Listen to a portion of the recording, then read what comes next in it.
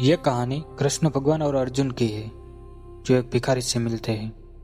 बहुत ही मोटिवेशनल कहानी है, आप जरूर सुने। एक बार कृष्ण भगवान और अर्जुन राज्य में घूमने के लिए जाते हैं। तभी एक भिखारी भीख मांग रहा होता है। अर्जुन देखता है और कृष्ण भगवान से पूछता है, भगवान आपने ये भिखारी क्यों बनाए हैं?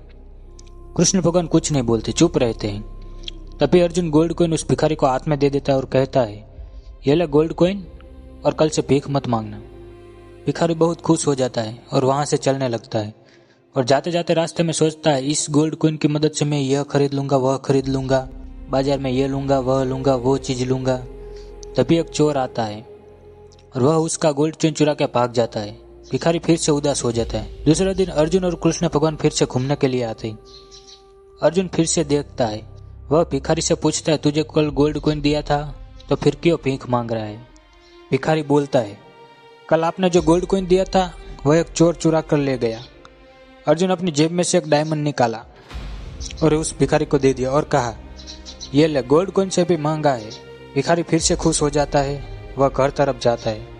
घर पर पहुंचने के बाद वहां एक मटका खाली था, उसमें वह डायमंड रख देता है और बाहर चला जाता है।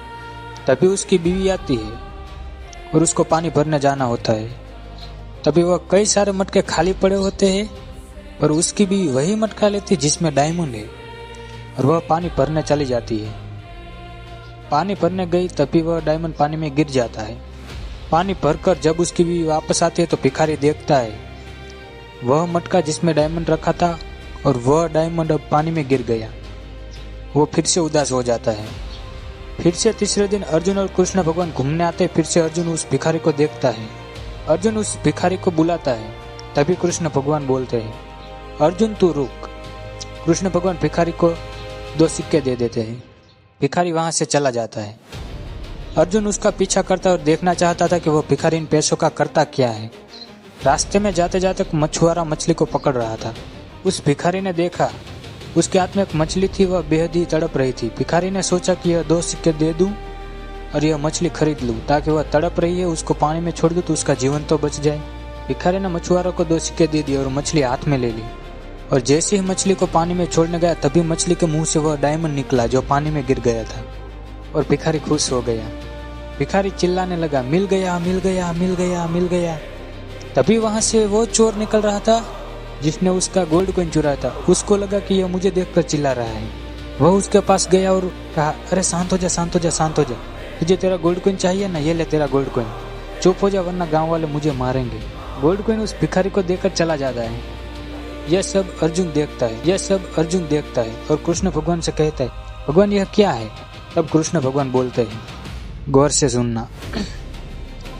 जब तुमने उसको गोल्ड कॉइन दिया उसने खुद के बारे में सोचा कि मैं ये लूंगा, वह लूंगा।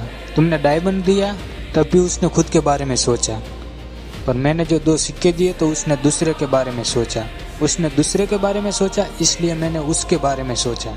तो इस कहानी से हमें ये सीख मिलती है कि आप दूसरों का अच्छा सोचोगे, आपके साथ भी अच्छा ही होगा।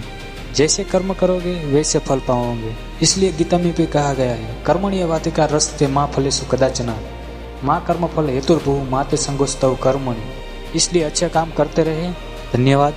आपको ये वीडियो अच्छा लगा तो सब्सक्राइब कर जाना।